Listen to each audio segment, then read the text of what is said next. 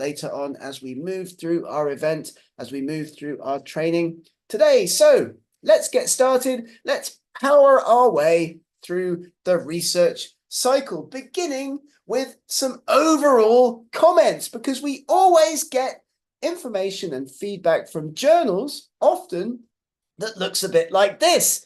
Dear sir, dear madam, many thanks for asking whether we would like to publish your paper. It's good and original, but we're not able to publish it. The good bits, not original. The original bits, not good. We all face rejection with our work. We'll talk about dealing with that at the end of our event today, but it's often an issue, and that's why we're here. That's why SciTrain exists. That's why we work with Bentham Science to help researchers around the world get their work successfully published in leading international journals, Bentham Science, and also maximizing impact. So we'll also be encouraging you as a researcher to think about your academic impact and indeed your economic and societal benefits of your research. So not just which journals you can pick, but also the difference that your research is making to the lives of ordinary people as we think about maximizing research impact also in this session and in other components of the work that we do. Because, of course, publications are the heart of impact, of course. As academics, we all know that. But how we can make sure that our research circulation actually translates to impact is a key component of what we're going to be discussing. And by the way, if you'd like to get some extra training, if you're listening to this and by the end you think, wow, I'd like to get some of these webinars for my institution, for my research team, then do get in touch with us, get in touch with the Bentham Science team, because of course, we all face these kinds of issues. International publishers often reject our excellent research. Common problems encountered by researchers around the world are listed here, and English writing is one of those. Journal selection is another one. Papers being submitted to journals out of scope. We'll talk about that starting in just a moment. But we are here to help.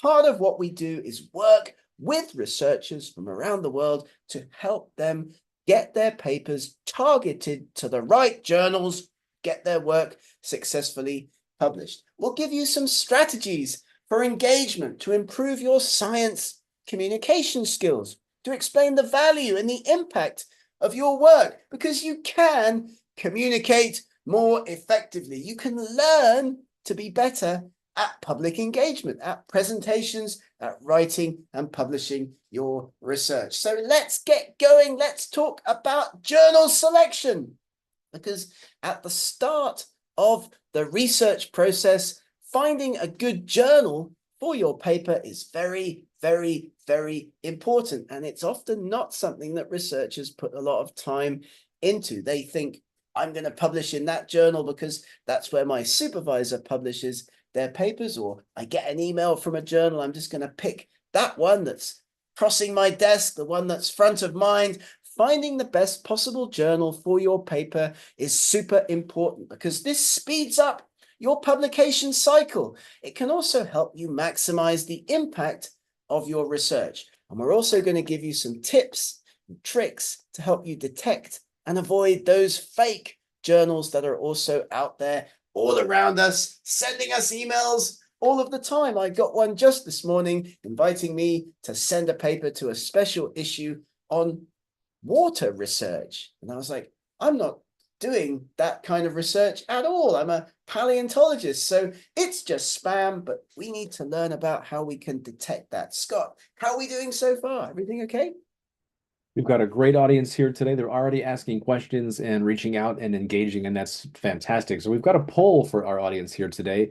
We'd like to find out what you think about the best timing for selecting a journal. So I'm going to launch the poll here, and let's see what you think. So here we go.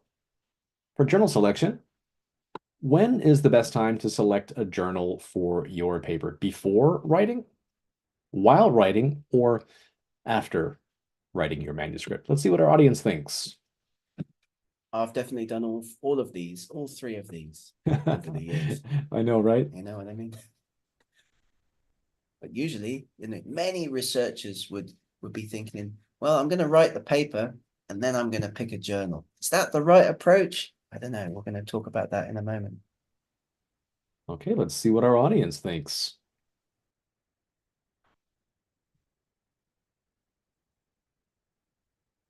Okay, answers are still coming in. Let's close the poll and see what everybody said. All right, let's share the results. So I hope you can see that. It looks like 55% of our guests said that before writing is the best time to select the journal. 24% said while writing, and 31% said after writing your manuscript is the best time. Professor, what is the best time to select a journal, ideally? You have it here. You have it here. I mean, it's something that many researchers are often unaware of, but actually, successfully publishing researchers will be picking their journal before they begin the writing process. Right, Scott? That's a way to speed up that publication process. We're going to get all the information on guidelines that we want from that particular journal, and we can then tailor the manuscript to that particular journal's requirements and things like style and so on. So it's just a more efficient way to craft your manuscript for your intended audience and your intended journal. Right, right. So it's important because you can answer many of the questions that you have about the shape of your academic paper, what goes into the different sections, by picking a journal before you get going with the writing process. And we can tell you from experience from doing these kinds of workshops that the most common kinds of questions that researchers have often about article writing are: how long should the paper be? What kinds of information should I put into the introduction, into the methods, into the results, discussion, conclusion? Well, if you've got a target journal in mind, you can answer many of those questions because each journal is different, and each kind of paper that you would potentially end up writing is also going to be different. So have a think about that next time you begin the article writing process. Get a target journal in mind. As Scott mentioned, you'll be able to understand the aims and scope of the journal, the readership, the disciplines, the types of articles that they publish. One of the best pieces of advice I was given when starting to write academic papers was, what kind of paper do you want to write? Go and find an article recently published in one of your target journals, one of your ideal journals where you'd like to get your research published, that does the same kind of thing as the paper that you would like to write, and then copy the style. That's a great tip, a great way to get your work successfully into journals. Selecting a journal before you begin the writing process. Aim high. Go for those journals that are Q1 in Scopus. Go for those journals with higher impact factors. Of course, you have to choose appropriately. We can't publish everything in Nature and Science, but we're here to help your colleagues. Your supervisor will help you to learn to sell and manage your selection. And a blatant plug for the company that we used to work for, which is called Edance. It is the only journal publisher agnostic selection tool out there on the market. The Edance Journal Selector tool is a great tool to have a look at if you're trying to find a journal, because many of the other ones are tied to publishers. If you search online for a journal selection tool, you might find the Springer Nature one, or the Wiley one, or the Taylor and Francis one, or the Elsevier one, which of course will push you towards the journals from those publishers. A completely agnostic, publisher independent tool, and a great tip from us is the Edance Journal Selector tool. So researchers, when they pick a journal before they begin to write, are looking for impact factor, reputation, of course, reach within their field, and whether or not that journal is open access or not. Very important considerations. Don't forget to have a think about this before you begin the writing process. Effective journal selection is a marriage between your research and effective publication, managing your impact as an academic. And if you're not sure if your journal is appropriate, or you've picked a journal that's too good for your paper, you think, have a look at this checklist and critically evaluate your own work. I won't read it out, but you'll get this slide presentation in the recording of this event. You can have a look at this handy checklist to self-evaluate your research and see if it really is going to be appropriate to send to the journal that you've selected. And of course, as well, you can make pre-submission inquiries to journal editors, as we'll talk about in a moment. Just a quick handy explainer about the different kinds of journals out there. Gold open access. These are the journals like Frontiers, like PLOS, completely open access. MDPI, for example, Bentham publishes 40 of these. They ask, as Ravinda is noting in the chat, for an article processing charge, an APC, which is the cost to the author for the work to be completely open access.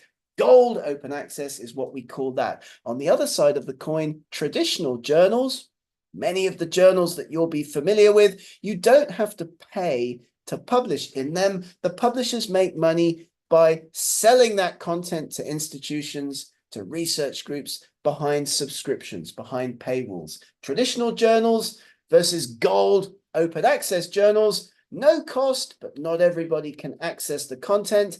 A cost so that everybody can access the content. There is an intermediate type called green open access. That's where you get a paper accepted, let's say, in a traditional journal, and after a period of time, depending on the publisher, you are then allowed to put an earlier version, perhaps the version that got accepted by the publisher, not the actual published version, but the Word document, the PDF that got accepted, onto a site like ResearchGate or onto your own website. That's green open access, kind of a no-cost intermediate way to share your work quickly and effectively with everybody. So the different kinds of journals, if you have questions about any of this, we'll be answering those a little bit later, but watch out for fake journals. Many open access journals, as Ravinda notes, are asking for a fee, an article processing charge, and because of that, a huge industry has grown up over the years to try to get your money and not do a proper job publishing your papers. Those are fake or predatory journals. There are a number of ways to see, to check if the journal that's sending you an email, like the email that I got this morning, is that a predatory publisher or not? Have a look at the website. Is it listed in an index? Does it have an editorial board containing people that you recognize? Are they publishing regularly? Are the articles properly peer-reviewed? At Bentham, we double-blind peer review everything. So authors and reviewers don't know each other's identities. That process, that peer review process at Bentham is handled independently of the editorial board. So within an online manuscript processing system. So very robust, as Scott was mentioning at the start of our event today. What about fees? And check for spam. I got that spam email just this morning. I'd never heard of the journal before. I'm not working on water resources research, far from it. I'm a geologist, a paleontologist. So it's probably an email that's just interested in getting my money, not that I have any, but getting my money when I submit a paper to that special issue. You can tell that the journal is real if it's listed, if it's indexed. Like many of the Bentham journals are listed in Clarivate. They have impact factors. They are in other databases like the Cabell's whitelist, for example. You can check easily online if you're able to make a submission to that journal if it's real and robust. And Ravinda notes that it's good that papers are reviewed robustly, but fasten up, make the process faster. And that's happening. Bentham papers get published within 6 to 8 weeks. So it's getting faster all the time. But you're quite right. A robust process means that often things have to be a little bit, whoops, let's go back. I think I made a mistake and pressed a button that meant that One moment, please. Whoops. Well, Professor Dyke is getting the slides back up. That's a fair point. When we have a more robust peer review system, of course, that means more revisions, and it can take a little bit more time than a journal that has a less robust peer review system. But we see that as a benefit rather than as a negative. Looks like our slides are back up. Whoops-a-daisy. Yeah, Fantastic. there's some hyperlinks in there, which I shouldn't click on when I'm giving a presentation. But anyway, you got to see one of the key websites that you can use to help you find and identify journals, and that's thinkchecksubmit.org. Other websites, the Directory of Open Access Journals, Publication Ethics, and OASPA. So have a look at these sites if you have questions about kinds of journals that you could and should be submitting your work to, which is important and also worth looking at as well. Pre-printing your work is another thing that you can do to speed up the publication process. This is where you put early versions of your research onto a preprint server like bioRxiv, medRxiv, PeerJ. ResearchSquare is the largest preprint server in the world. Your work then gets shared quickly and immediately, often pre-peer review, with the rest of the community. So think about doing that as well with your research. And you do need to have an ORCID ID. Very important. If you haven't got one, we do recommend that you sign up for one, because these are quick and effective ways to differentiate you from all other researchers. In my country, in the UK, lots of people called John Smith. How do I know if I'm writing to the right person? How do I know that the right person is on the paper? It's important to have one of these IDs, and often they're needed now for submissions to many international journals. So that's the first part of our presentation today, thinking about planning and journal selection, thinking about getting your work successfully targeted to a journal and then managing the process. We're going to give you a few tips now in the second part of our training today about effective research writing. So this is our little stepladder to success, our escalator to excellence. You prepare to write. You think about selling your work to a journal. You think about the structure of your writing from your target journal, and then you can be effective in how you put your paper together, how you write your article, following a number of simple rules. And things that you need to know before you start to write are your message. What's the key takeaway from your research? What's the one thing that you want people reading your paper to get out of that experience? Your message. Your audience is the second thing, and that's your target journal, of course. Your audience. Which journal have you selected? Message, audience, and structure, which of course comes from your journal that you've picked. 3 things to think about before you begin the writing process. So I would say, if you forget everything else that we talk about today in this training webinar, please try to remember the 3 things to have in mind before you begin the writing process: message, audience, and structure. And when you do begin to write, be like our good friend Arnold here in the middle of the slide, because he's not a native English speaker. Arnold is originally from Austria, and he is a bricklayer with his English writing. He has a plan, a structure in place before he gets going. That helps a huge amount for everybody, but especially if English is not your native language. Work with your target journal, with those papers that you've selected from your target journal that do similar things to the kind of paper that you want to write, and work through a structure before you begin the writing process. Message, audience, and structure, because of course, as everybody will tell you, you read a paper, title and abstract, introduction, methods, results, discussion, and conclusion. You read a paper in quite a different sequence to the writing of a paper, to what we like to call the right order. It's definitely not going to be the case that an effective article writing strategy is to go through and start at the beginning and keep on going until you get to the end and then stop like Alice in Wonderland. You should begin your writing process with the methods or with the results. Most people, they collect data, they analyze the data, they make figures, they make tables, they illustrate their results at the beginning of the article writing process. And then later they put in place the other components. It's much better, more effective to follow the right order when putting your articles together. And of course, the kinds of tenses that you would use in the different sections is another very, very, very common question that we get from researchers. Which tense goes into the different sections? We've tabulated some information for you here on this helpful slide. And again, you're going to get access to a video of this event, but most of your research writing can be in the present tense if possible. Of course, in the methods, you're going to talk in the past tense. You might talk about what you're going to do in the future in your discussion, but keep your writing as simple as possible.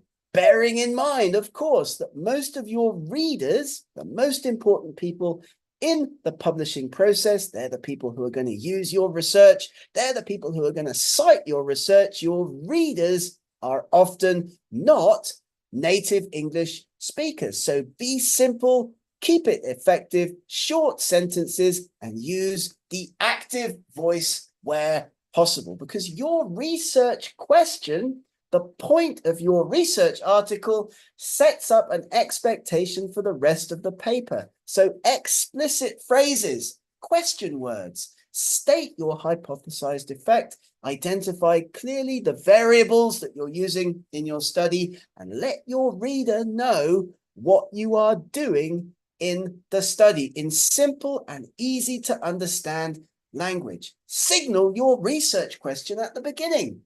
Keep your writing in a consistent order. Repeat those key terms. Repetition in academic writing is very important, because then people get to the end of a section or the paper and they think, I understand. I know what I've just come across. I understand the outcome of this study. So your point of view needs to be consistent.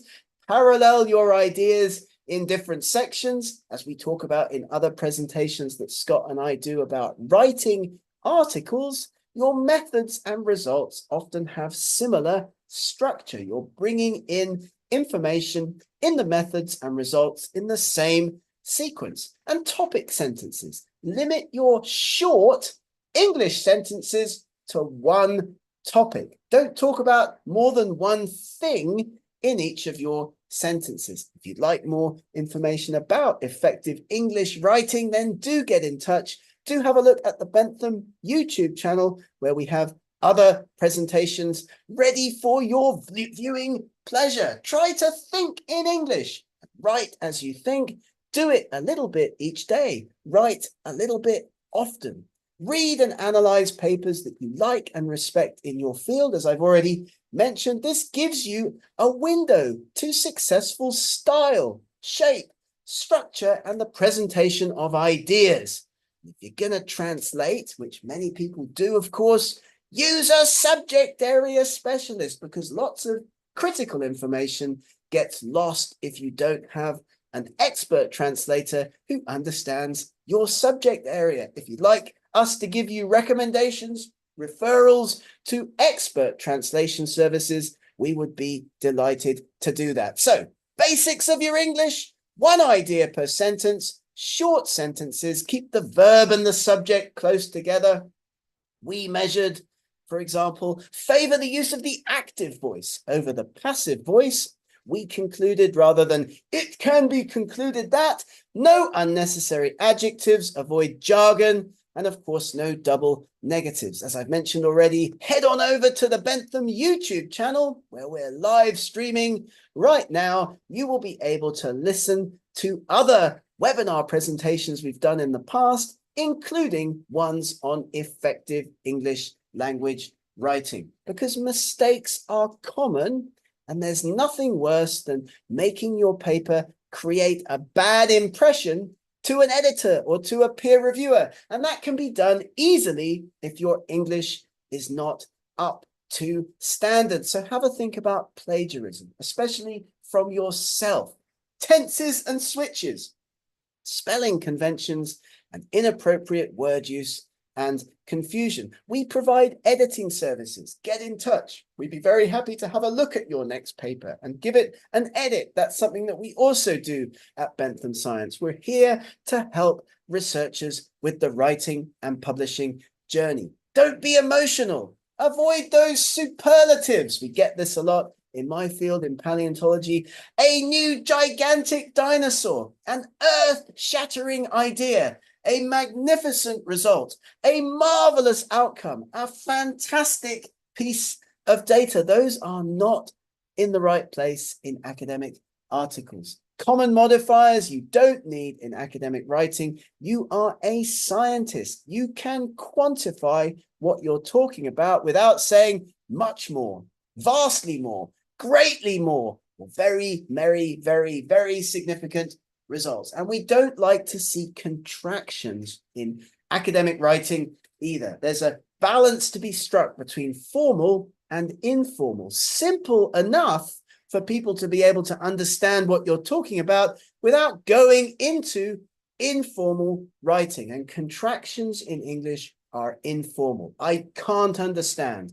I didn't get it. I wasn't present. They're over there. We're going to the cinema. These are contractions. They shouldn't be used in your academic writing. And you don't want direct quotes unless you're presenting specific definitions or an original label from somebody else's work. And check your references. Make sure you are resolving all of the issues in your paper, perhaps with our help, before you send it to a journal. Very, very important that you do not plagiarize from your own previously published work. This, of course, is where you republish something that you've previously written or published, a figure, a map, for example, in one of your earlier papers. Reusing that in a later paper without citing the original is what we like to call self-plagiarism.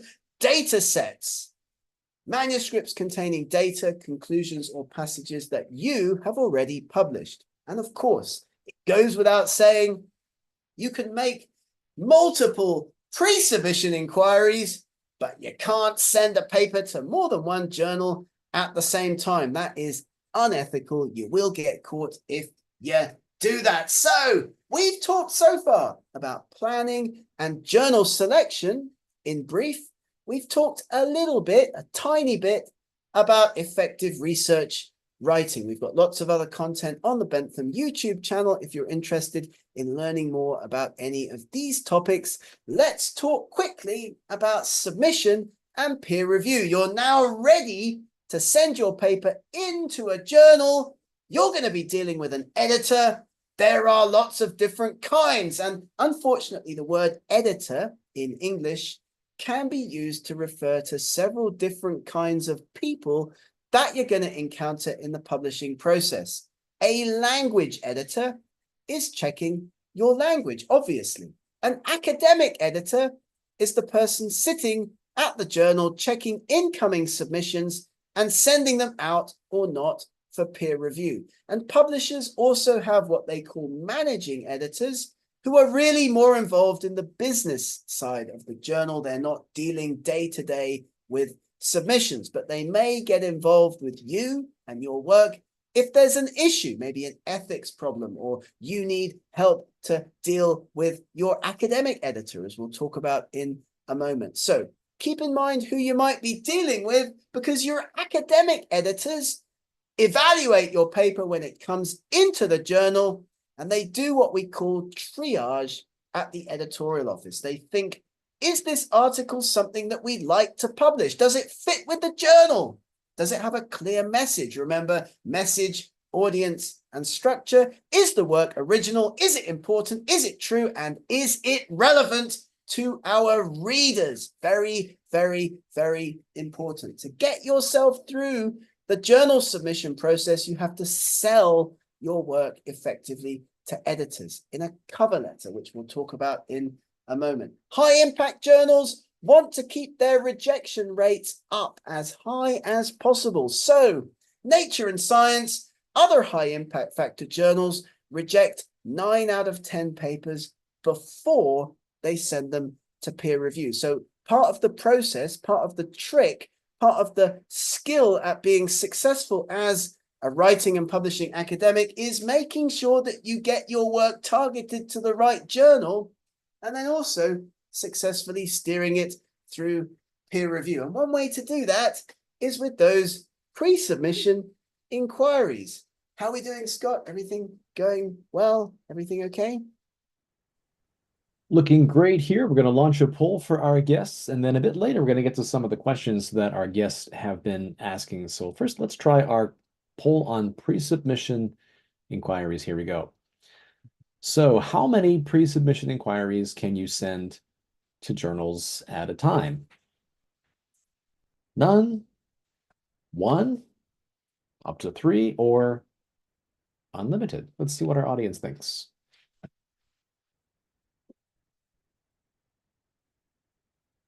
And actually, we do have a question from one of our guests in the chat about pre-submission inquiries, which we'll get to in just a few minutes.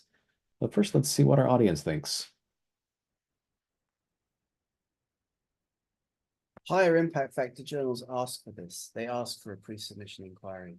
That's something that you'll encounter if you're preparing a submission to a journal like the Lancet, the Nature, the British Medical Journal, Science, Proceedings of the National Academy. They won't take direct submissions. They want you to send a pre-submission inquiry. That's common if the journal's impact factor is higher.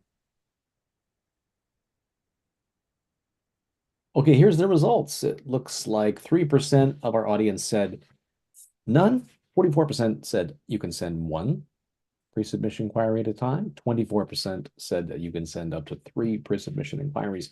And 44% of our guests said it's unlimited. Tell us, Professor, how many pre-submission inquiries are we allowed to send at any one time? As many as you like. It is really unlimited. And we do recommend that you do this because let's say you have an idea or a piece of research or a result that you're ready to share with the world.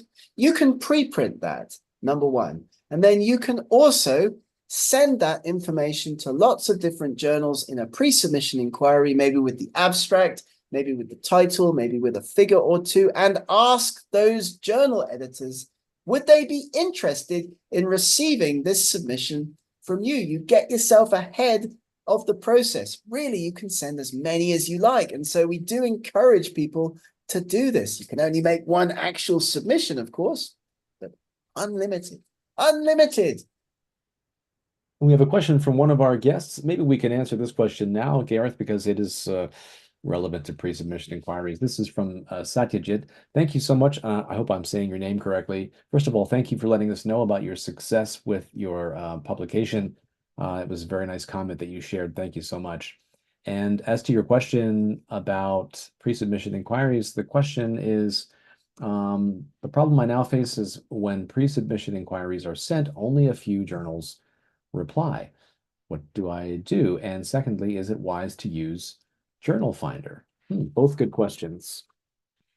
Both great questions. When you're talking about Journal Finder, are you talking about the EDANS Journal Selector, or are you talking about a journal finding service? Because lots of companies will offer a service where you send them your paper for editing, for example, and they'll give you the edited paper back and they'll give you some suggestions as to where you could send it. So I would say generally it's a great idea to use a journal finder. Just be aware that many of the journal finders, if not almost all of the journal finders, are tied to publishers. Even if they don't tell you that, when you go in and you type in your keywords, you give them your abstract and title. So that's important to be aware of. In terms of pre-submission inquiries, if the journals aren't replying, then I would write again. You can contact the managing editor, the person who's above the editor that you're contacting. Maybe you're going to somebody, you can go to somebody else. I would be more persistent. If it's a journal that you really want to use for your submission, if it's a journal with a high impact factor, you've seen other similar papers like yours recently published there, which by the way is a great thing to put into a pre-submission inquiry or a cover letter, be a bit more persistent, I'd say, and give them a couple of opportunities to get back to you. But if they don't, then of course you're going to have to go to another journal or just make a direct submission. And in that situation, you'd want to note, I contacted you with X, Y, and Z pre-submission inquiries. You didn't reply, but I'm sending the paper anyway, because that also makes you look good to the editor. Great stuff. Fantastic question. Lovely. Brilliant. So you can write to as many editors as you like. This helps you to target a journal effectively, reach out with your abstract and title, and don't worry, Scott and I will be providing you with a template for doing this after this event when we send our follow-up emails, which usually happen within 48 hours of the event. You get your certificate, you get your link to the recording within about 48 hours of the event. When making a submission, your cover letter should not look like this. Many authors send papers into journals without writing a cover letter at all, and that's bad. That's a missed opportunity. It's also not a good idea to be boring, generic, and low in information in your cover letter. Dear editor, please find our paper enclosed, which we hope you will find interesting, is not giving the editor any information. You definitely want a cover letter that tells the editor why you've picked that journal, what's important and interesting about your research, and also suggesting some peer reviewers. Go back and have a look at the checklist that we shared with you earlier in this event. Is my research good enough for this journal? You can use some of the points from that in your cover letter, sell your work to the journal, tell the editor why they should be sending your paper out for peer review. Maximize your chances of success. The cover letter, of course, is one of the first bits that the editor's going to read when they handle the submission in that triage stage that we talked about earlier. Why is the topic important? Why are your results significant? What's the key, the breakthrough? Why is this an advance on previous work? Why this journal? And who do you suggest to peer review the study? They may not use those suggestions, but it's important to have them there in the cover letter anyway. Communication with journals and editors is key. If your paper's taking too long, write and ask in a friendly, constructive, giving way. Where's my paper? I've waited too long. Is not constructive. It's not going to get you anything back from the journal editor, but there are ways to write, suggesting extra peer reviewers potentially, giving something back to the journal. Being polite and constructive will help you with the publishing process. Make sure that editors and peer reviewers feel good about your paper, about you, about your communication, because if they feel positive about you, they are more likely to give your article a positive ride in the peer review process. So thank people. Say they've correctly pointed things out. Acknowledge their efforts. Concur with their points. Don't be negative. Try not to disagree with your peer reviewers, even if you do. And of course, there are ways to write that are not so negative. We simply do not have such data. It's not necessary to do this. Bad ways to respond in peer review. Effective responses to review comments. Your comment, the response. Your comment, your response in a different color, a different font, to show the editor you've taken the process seriously, to show the editor quickly all of the changes that you've made to the paper in a way that they can quickly and easily understand. Effective responses, effective communication helps again with your article success. And we've worked through an example for you here. We would like to thank you for this editorial comment, polite and positive all the way through.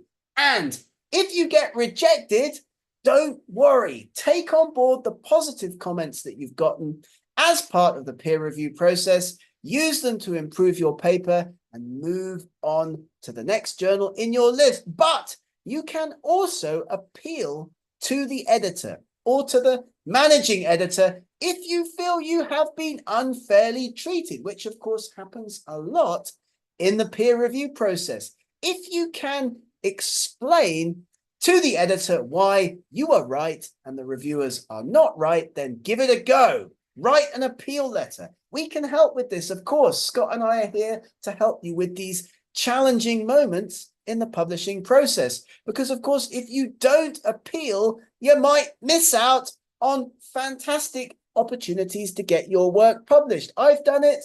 I've appealed. The paper's gone back for peer review. It eventually got accepted in cases where we felt the reviews were incorrect or nasty. Appeal to the editor. Be confident and believe in your work. This, by the way, is one of the keys to success as an international researcher. Communication is key as we maximize our success in the writing and publishing process, which brings us to our Q&A session at the tail end of our event today. Thank you all so much for sticking around to this part of the event. Scott, how are we doing? Everything good? Doing great. We've got some oh, I think I'm muted. We have some great questions from our guests today. So thanks everyone for participating.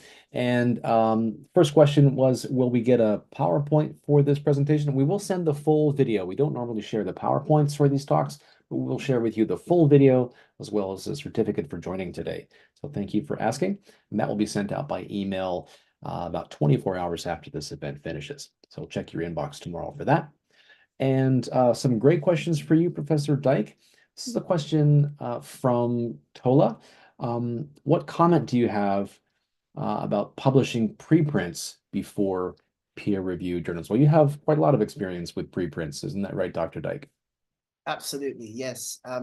Almost all journals are very happy to see your research preprinted in at least some form before it goes into the peer review process. And so generally, I would say it's a very, very good idea to preprint your research. Maybe you give a conference presentation, maybe you talk about some research results in an abstract, or you write a draft of a paper, preprint that.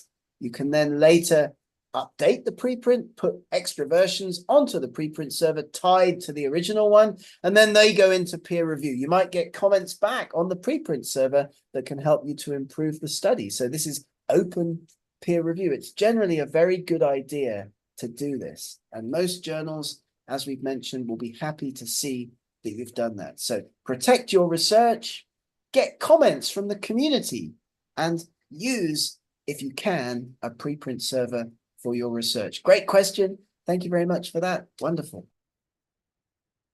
Great question. Thank you, Tola. And thank you, as always, Dr. Dyke, for your expertise. Question here from Mariam. This is another question about journal finders. We addressed a similar question earlier, but it's worth addressing again. First of all, it's great that you are taking the effort to select the appropriate journal for your paper, hopefully doing that before you write. And I guess the question is, are you looking for a journal selection tool? If that's the case, an online tool, the one that we tend to recommend is the Edon's Journal Selector tool. I'll pop a link into the chat window again. But if you're talking about journal finders, Dr. Dyke, you mentioned that earlier, that there are journal finder services, but they're often attached to a particular publisher. Is that right? Yeah, or attached to an editing service. So you might send your article to an editing service, Inago, Editage, Edance, AJE, to name just a few, and they will give you back some suggestions on where you could submit your paper as part of that service. So that's one way that it works. Loads of tools, as we've mentioned, Miriam, available online.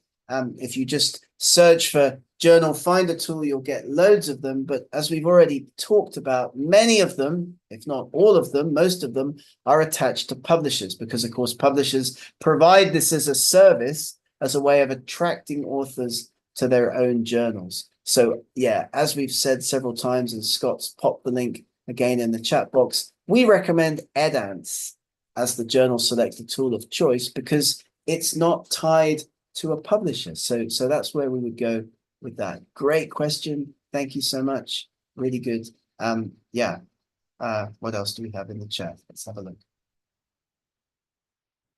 Great. I popped another link to a video that explains how to use the Edon's Journal Selector tool. So feel free to click on that and check that out later. Great question. Thank you. And here's another question that's related to, oh, excuse me, see if I've got this right. This is a question from Osato Naoki-san. The question is, when submitting a paper to Review Commons, what do you think we should pay attention to? Review Okay, Commons. yeah, that's an interesting question. Great question. Well, if you're sending a paper in to Review Commons, I think you need to have it in a relatively final state. Okay, so that's different to pre-printing an article, where of course you can put an article onto a preprint platform pretty much at any stage of the writing process. So often on preprint platforms, for example, you can see the whole process that the authors have gone through over the life cycle of that particular research project. But Review Commons is a little bit different. So in that case, I think you'd need to have a paper, or you need to have a paper that's more or less ready to go to a journal, because that site's going to provide you with feedback, which you can then use to improve your study, send it finally to the journal. It's kind of a pre-peer review service. So yeah, great question. If you haven't seen that, have a look at that. That's a great service. And thank you for the question. That's wonderful. Thank you. Great question. Thank you for that. And I hope that we answered your question to your satisfaction. If anyone else has any other questions, it's last call for questions. We're just about to wrap up the event here. If you have any other questions for Dr. Dyke, feel free to share them in the Q&A or the chat panel. And first, we just want to thank everyone so much for taking time out of your busy Thursday to come and join us for this event. And of course, on behalf of all of our friends and colleagues at Bentham Science, we are grateful for you coming to join us here today. Gareth, any final words for our guests today before we sign off? Not really. Thank you so much, everybody, for joining us. I hope you're enjoying spring, which is starting in many parts of the world. I hope Ramadan is going well if you're celebrating that. So many of our guests will be celebrating Ramadan at the moment. And yeah, thank you so much. Check out Bentham Science, a great place for your next paper. Wonderful. Thanks, Scott. Great. Oh, I think we have one question coming in under the wire. Do we have time for one more, Doctor? Yeah, this is the question about the journal eLife starting a yeah. new review process. Yeah, it's an interesting idea. They are providing what is effectively open peer review again, in what is another kind of preprint platform, eLife. So have a look at that if you're a biologist or a medical researcher, as a potential platform for your research. Personally speaking, I'm a big fan of eLife and what it tries to do, but unfortunately, it faces a lot of opposition and headwinds from more established publishers, of course, where really it's all about profit for many publishers. eLife is not really going along the same road, let's say. But definitely, if you haven't seen it, do check it out. That would be my comment. And great question. Thank you so much, everybody.